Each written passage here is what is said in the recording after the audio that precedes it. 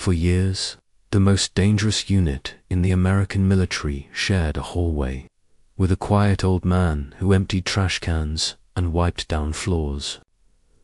Operators in immaculate gear moved past him with the easy confidence of men who knew they belonged there. He moved with the slow, unremarkable drift of someone who did not. They assumed he didn't know anything about the classified operations happening behind the locked steel door. They were wrong. And the day everything went to hell, they found out exactly who he used to be. Before we reveal what really happened that day, don't forget to subscribe and like. He arrived long before most of them ever saw the building awake. In the blue-gray hour before sunrise, when the humidity still clung low and the security lights washed everything in sodium orange, the compound at Virginia Beach felt less like a base and more like the inside of a sleeping machine. Vents hummed. Cameras panned lazily. A distant generator ticked and coughed. Michael Hale badged through the side entrance, as he had done almost every weekday for the last 9 years. The card reader chirped. The lock disengaged with a familiar click, and the heavy door sighed open. He stepped inside, the smell of disinfectant and cold air conditioning greeting him like an old colleague. His uniform was the same as every other day: navy blue custodial coveralls, white undershirt, black non-slip shoes polished more out of habit than requirement, thin work gloves tucked into his back pocket. His name tag white letters on black plastic read, simply M. Hale. Most people never got close enough to read the M. He rolled his cart away from the door, wheels squeaking faintly on the waxed concrete. The cart carried everything he needed to make the building look like nothing important ever happened in it: trash bags, spray bottles, rags, a vacuum, spare bulbs, a small toolbox whose contents he could list by memory. Michael did not rush. He never rushed. His route through the compound was a loop wired so deeply into his muscle memory that he could have walked it in blackout conditions. In fact, he had practiced exactly that a few times, on days when storms knocked the power out during early hours. No one had noticed him testing how many paces he needed from one corner to the next. Cleaning was his job now. But once, long ago, counting paces in the dark had been the only way to stay alive. He began, as he always did, at the outer admin winky board crumbs, coffee rings, forgotten printouts left in copy trays. The staff who worked there would rush in later, swear they were late, and never think about who had emptied their trash or straightened their chairs. They lived inside emails and spreadsheets. They rarely looked up. From there, he moved deeper, down the long central corridor, where operations offices clustered around the heart of the building. The floors here were already clean enough, but he ran the dust mop anyway. Habit was its own small religion. Outside one doorway, a notice board carried printed schedules, acronyms, and names he pretended not to comprehend. Hale's eyes flicked across it without lingering. He knew better than to stare where security cameras could see his gaze. Instead, he checked the time in his head, not on his watch. He had an internal clock that rarely slipped by more than a minute. In just under 30 minutes, the first operators would start drifting in. He always made sure to reach their hallway before they did. The corridor outside the team room looked no different than any other: same steel doors, same coded locks, same security cameras tucked into ceiling corners. The only hint that the men behind those doors were different lay in the details. A small pile of scuffed footprints where men braced their feet to lace boots. Faint oil marks on the wall where someone habitually leaned while waiting. Gouges in the floor that only heavy gear would leave. It was here that the ghost jokes had started. young guys, newly checked in, striding down the hall and spotting the older man silently pushing his cart. They would mutter just loud enough for their own group to hear, never quite loud enough for him. They never knew that his hearing remained sharper than most of theirs. Years of listening for the click of safeties and the slip of boots on sand had wired him to pick out detail even through distance and noise. He heard every joke. He filed none of them. He paused outside the team room door and bent to tie what looked like a loose shoelace. In reality, he checked the reflection on the polished floor, noting the angle of the camera above him and the position of the emergency exit light down the hall. Little things. Always the little things. An operator brushed past, fresh from morning PT, grey shirt darkened with sweat. He tossed an empty water bottle toward the trash can near Hale's cart. It bounced off the rim and clattered onto the floor. The man threw a casual apology over his shoulder and kept walking. Hale picked up the bottle and dropped it into the can without comment. The operator never saw the small scar that ran across the back of Hale's wrist, a pale line drawn long ago by shrapnel in a country he had been ordered never to name. He finished the hallway and continued his loop. Bathrooms, break room, mechanical room. He checked gauges and dials in that last space longer than protocol required. Janitors were not responsible for systems checks. No one had told him to monitor pressure readings or panel indicator lights. No one had to. He did it because he had once watched a poorly maintained generator fail at the worst possible moment and had sworn, quietly, never to be surprised by machinery again. Beyond the main building, across a narrow strip of cracked asphalt, stood the newer test facility, low, squat, windowless. Contractors had been working in and around it for months now, hauling in crated equipment and rolling out heavily shielded carts. Officially, it was a development and evaluation space.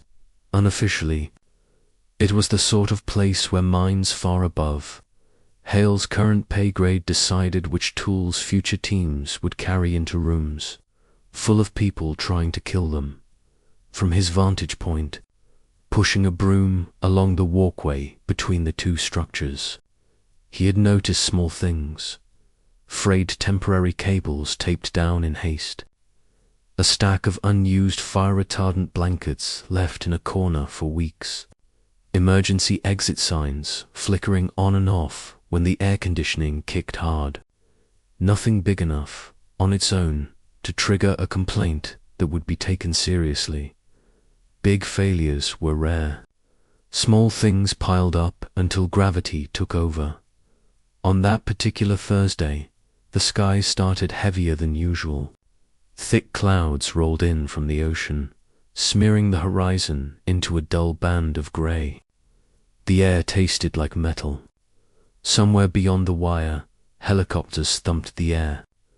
A familiar rhythm that had once been as comforting to him as a lullaby. He emptied the last trash bag in the admin wing and checked the time without looking at any clock. Almost on cue. The overhead speakers crackled as the day's first scheduled announcement echoed faintly down the corridor. In the test building, technicians were working through a calibration sequence. He'd heard one mention it while smoking outside the day before. New system, controlled detonation tests, strictly confined, strictly safe. The man had said it with the overconfident tone of someone who trusted numbers more than instincts. Hale had just started, mopping near the side entrance when the floor shifted under his feet. The first explosion did not sound like the movies. There was no sharp crack, no echoing boom. It was a heavy, internal thud, as if a giant had slammed a fist down onto the center of the compound from above. The walls shivered. A half-filled mop bucket jumped on the cart, sending a ribbon of water sloshing over the rim. For the span of a slow breath, silence followed. Even the ventilation seemed to pause. Then came the second blast. This one punched the air hard, enough to rattle the glass in the outer doors. A rolling pressure wave shoved down the corridor, knocking a framed evacuation plan off its mounts. The fire alarm system woke up all at once, sirens wailing, red strobes spinning, automated voices barking, instructions about evacuating calmly that no one would hear clearly. Hale's mop clattered to the floor. He didn't flinch. He didn't duck. His body slid into motion with an ease that could only come from repetition. He swung the cart against the wall, out of the way, and moved toward the side door at something between a walk and a sprint. His limp, barely noticeable on normal days, shortened his stride, but did not slow his cadence. He had learned how to run with it years ago, in places where stopping had not been an option. Outside, a column of black smoke boiled up from the test facility. One of the overhead doors hung twisted on its rails. The concrete around it was darkened with fresh soot. A high, thin noise rose under the alarms. Metal groaning, flames feeding. People were already moving. Contractors spilled out of another entrance, coughing. Base security raced toward the scene, radios squawking over one another in tangled bursts of code and half-finished sentences. A group of operators emerged from the main building, eyes scanning, bodies already shifting into task mode. Hale took all of it in with one sweep of his attention. The smoke direction, the wind speed, the location of the nearest hydrants, the pattern of people running away, and the narrower, crucial pattern of people running toward. He had seen this shape before. In oil fields, in ordnance depots, in places where safety officers had sworn nothing could possibly go catastrophically wrong. He headed not for the thickest smoke or the largest crowd, but for a smaller, side service entrance he knew most others would overlook. It sat tucked behind a loading bay, half hidden by stacked pallets and an old forklift that rarely moved. He had mopped its threshold 1,000 times. He had also memorized the emergency. Manual override pinned to a clipboard. Inside the mechanical room, weeks earlier, the external keypad light flashed red as he approached, indicating a lockdown triggered by the alarm system. Hale reached up, flipped a narrow metal cover plate open beside the door, and exposed a manual lever and a rotary valve rarely touched. The design was old. So was he. He twisted the valve 3 full turns, feeling the stiff resistance in his wrist, then yanked the lever downward. Inside the wall, something heavy clunked into a new position. The magnetic lock released with a dull clack. Heat spilled out like breath when he pulled the door open. The interior corridor was a tunnel of grey and orange. Smoke rolled along the ceiling. Strobing alarm lights colored it in pulsing, nauseating hues. The fire had not reached this section yet, but it was coming. He felt it in the increasing warmth of the air and the subtle, ominous popping of stressed materials. A low sound somewhere ahead coughed out a broken rhythm. Someone was inside. Hale dropped to a crouch without thinking, putting himself where the air would be marginally clearer. He pulled a folded cloth from his pocket, pressed it over his mouth and nose, and moved forward. He did not shout names. He did not call out questions. Noise chewed oxygen.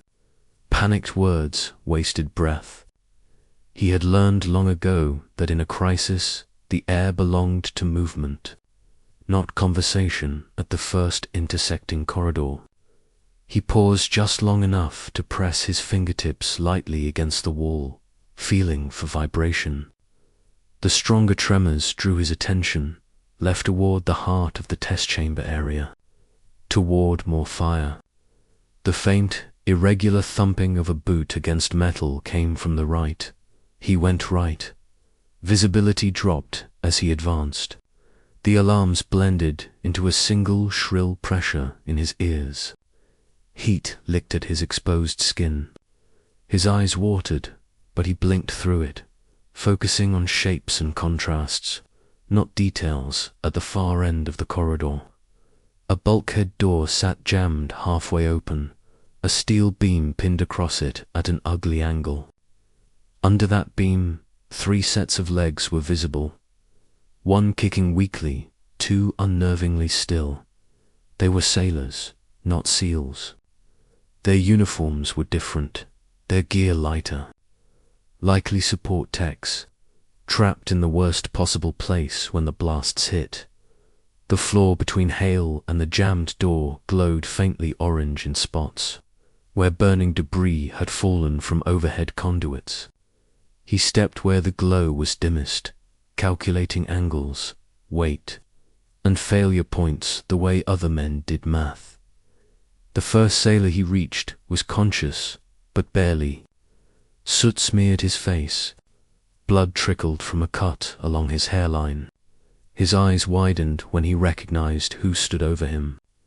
Not a firefighter or medic, just the janitor. Hale checked him with quick, practiced hands, then shifted his attention to the beam. It weighed more than he could truly move with his current strength. But he didn't have to lift it off completely. He just needed space. A maintenance jack lay half hidden in the shadows where some rushed crew had abandoned it weeks earlier. Hale grabbed it, slid its base under the lowest point of the beam, and began to ratchet. Old muscles burned. Old injuries complained. He ignored them. The beam rose fractions of an inch, then to dot. It was enough. He pointed to the sailor who was most responsive and tapped his shoulder, then gestured toward the opening. The man understood. Instinct did the rest. With a grunt and a desperate exhale, he wriggled free, dragging himself clear of the danger zone. The second sailor required more work-dead weight. Unconscious, one leg twisted in a way that made Hale file away a quiet note about fractures and shock. He hauled the body through with a combination of leverage and stubbornness that would leave his back screaming later. The third did not move at all. Hale knew, before he even touched the slack wrist, what he would find. He checked anyway. Some habits were about respect, not hope. He left that body where it lay when the ceiling above groaned in a drawn-out metallic complaint. Time had run out for both of them. He backed the jack out, letting the beam settle fully. A few more minutes and the whole assembly would likely come down anyway, sealing the corridor completely. He could already hear other responders somewhere in the building shouted commands, the hiss of hoses. He guided the 2 living sailors down the corridor, steering them around hotspots, keeping them low. One coughed violently, retching between steps, but kept moving. The other leaned heavily into Hale's shoulder, leaving dark smears on the old man's coveralls. The service exit he aimed for opened into a narrow alley between the test building and an equipment shed. Few used it. That made it perfect. Emergencies devoured main doors. Quiet gaps like these were for survivors.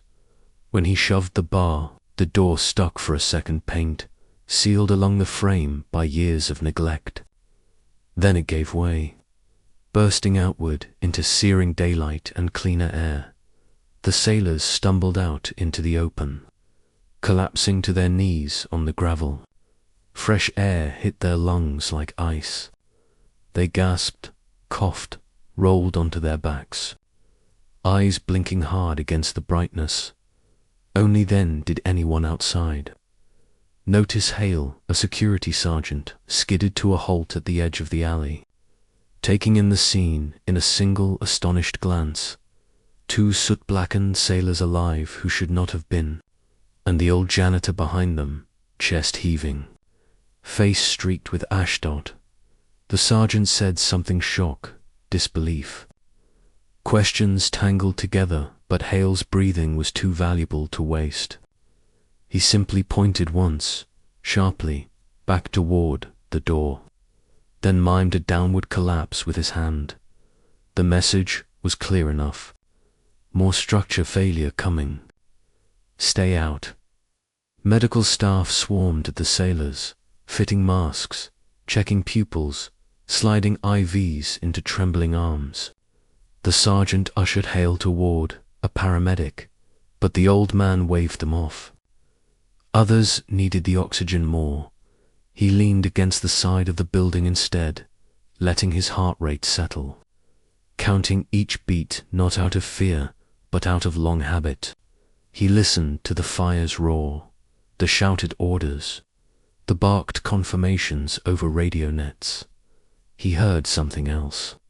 Underneath it, all a pattern of impacts that did not match the chaos nearby. Faint, rhythmic, metallic, someone was hitting a door. From the inside, he pushed off the wall. The paramedic, who had been about to fit him with an oxygen mask, called after him, but his words vanished into the sirens. Hale moved along the side of the building, rounding the corner toward the loading bay. There was another entrance there, smaller. One, he knew, opened into the workshop where contractors tinkered with components no one outside their circle fully understood. The keypad there was half melted.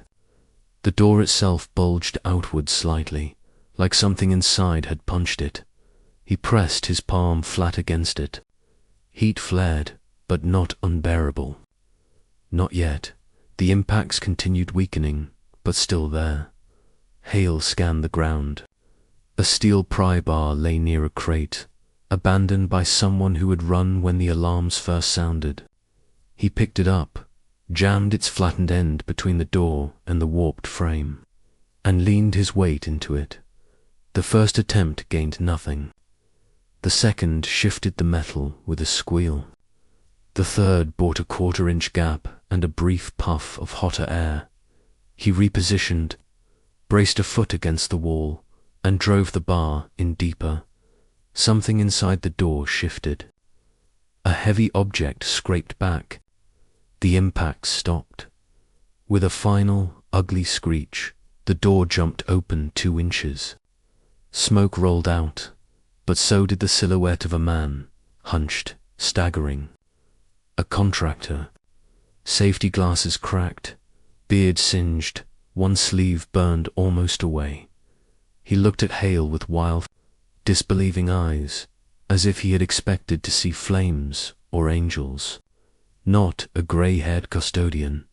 Hale grabbed his arm and pulled him clear, steering him toward the same alley where the sailors had collapsed earlier. The contractor stumbled, nearly falling, but the old man kept him moving with steady, inexorable pressure. By the time they reached the medics, the contractor's knees gave out completely. He dropped onto the gravel and rolled onto his side, hacking smoke and bile onto the ground. When he could finally form words, he rasped out a hoarse, "You saved me." Hale's reply came after a long, measured breath. "Used to be my job," he said quietly. The paramedic finally won their small disagreement by simply clipping a pulse oximeter on Hale's finger and shaking his head at the numbers. The old man submitted to the oxygen mask, more to end the argument than because he felt on the verge of collapse. His lungs burned, yes, but he had known worse. On the far side of the test building, firefighters had the main blaze partially contained. Incident command posts sprung up in the parking lot, folding tables and whiteboards, and huddled clusters of leaders trying to turn chaos into a timeline. Within an hour, the fire was mostly under control. Within 3, the smoke thinned to a bitter haze. Within 5, The first written summaries began to circulate up the chain of command. Hale went back inside as soon as they let him. His supervisor suggested he clock out and go home. He shook his head once, slowly, and returned to his cart. The building still needed to be cleaned. It took the rest of the day to restore. Basic order: mopping up track-tin soot in the main hallways, emptying overflowing trash cans stuffed with used gauze and crushed water bottles, wiping fingerprints from glass doors. As he worked, he heard fragments of conversation carried on tired voices. 3 dead. Could have been 20. Secondary ignition source near the test chamber. And those sailors, they said some old guy pulled them out. Maintenance, maybe. Janitor, man. The janitor, he said nothing, even when he realized they were talking about him while standing less than 10 feet away. Silence had been his armor for years. He wasn't about to set it down now. It was only that evening, when most of the compound had emptied and the sky outside bled into layered shades of purple and black, that someone higher up finally came looking for him. The base commander found him in the central corridor, mop in hand, slowly erasing a scuffed trail left by fire crews. "Mr. Hale," the commander said, voice carefully neutral. Hale straightened, resting both hands on the mop handle. He nodded once. "I've been reading preliminary reports," the commander continued. "There are some interesting references to your actions today." Hale's eyes were steady, neither proud nor apologetic. "Walk with me," the commander said. They made an odd pair down the hallway, one in starched uniform, polished shoes clicking sharply on the floor, the other in faded coveralls, soft-soled shoes whispering with each step. They turned into a conference room now, emptied of crisis staff. The commander closed the door behind them.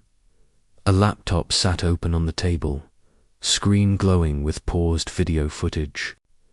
The timestamp in the corner matched the window of the first explosion. "Security cameras don't cover everything in the test facility," the commander said, "but they cover enough." He hit play. On the screen, a grainy, wide-angle view showed the service corridor outside the side entrance. Hale watched a black-and-white version of himself move into frame, flip the manual override, and disappear into the smoke without hesitation. Another camera angle showed him re-emerging minutes later with 2 sailors, one half-carried. Yet another captured him at the loading bay door, levering it open with the pry bar before dragging the contractor out. The commander let the videos run in silence. When they ended, he folded his hands on the table. "Most people," he said slowly, "run away from explosions. You went to Ward 2. Hale considered that, then shrugged a little. "Doors needed opening." The commander almost smiled. "Almost. The sailors you pulled out would phrase it differently." He clicked to another window. This one, a personnel database, restricted. Hale recognized the interface. He had seen similar screens years ago, in briefing rooms where his own face had once appeared for a few seconds at a time. "Your hiring file," the commander said, "lists you as prior service. Navy, it does not specify community or billets. That's not unusual for older records." He tapped a few keys. Another window popped open older, its scanned text slightly skewed. Lines of black redaction bars slashed across most pages. The parts that were visible carried familiar language: expeditionary, direct action, deniable. "Had to go digging in some places I haven't looked in a while," the commander went on. "Took more phone calls than I expected, just to confirm that you are who you say you are. Or rather, that you are who you don't say you are." He turned the screen slightly. just enough for Hale to see the top of one page. Michael Hale, Special Warfare, Operator, multiple deployments, commendations he had never seen in person, awarded in ceremonies held in rooms he had not been invited to attend. The old man's jaw tightened barely, a flicker at the corner of his mouth. "Why are you pushing a mop in my hallway, Mr. Hale?" the commander asked, not unkindly. Years unspooled in Hale's head, flash images. Heat nights overseas, the pepper sting of breaching charges, the muffled thud of boots on broken tile, a teammate's hand slipping out of his in a flood channel, water running too fast and too dark. An order followed exactly as given that still woke him in the middle of the night. Heart pounding, he thought of the day he'd turned in his gear. The quiet handshake from a superior who had said that the real thanks would come someday, and the empty echo that had followed when someday never came. He thought of the way war stories had turned into entertainment for people who would never hold a dying man's weight in their arms, cleaning floors, in a building full of men who still carried that weight, had felt like a kind of penance, a way to stay close without standing in the way, seemed like work that needed doing. He answered at last. The commander studied him for a long moment, as if searching for something behind his eyes. "After today," he said finally, "you should know this. There are people on this base who owe you their lives. People whose families will never have to answer a door at midnight because you decided to go toward the smoke." Hale's gaze dropped briefly to the tabletop, then rose again. "I didn't do it for thanks," he said. "I believe you," the commander replied, "but I'm not going to pretend it doesn't matter." He closed the laptop. "I can't declassify your past," he continued. "Most of what you did will stay buried where it is. But here, on this ground, people will know, at least the ones who need to."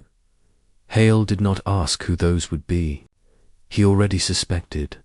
The next morning, he arrived at the compound at the same hour as always. The sky held the pale wash of dawn. The air smelled faintly of wet concrete and the lingering ghost of burned wiring. He badged through the door. The lock clicked open. His cart waited where he had left it. As he rolled it down the main corridor, operators began filtering in. Some looked more tired than usual. A few bore fresh bandages. Conversations dipped and stopped as he passed, then resumed with a different tone. Near the team room, a young SEAL stood leaning against the wall where he usually tied his boots.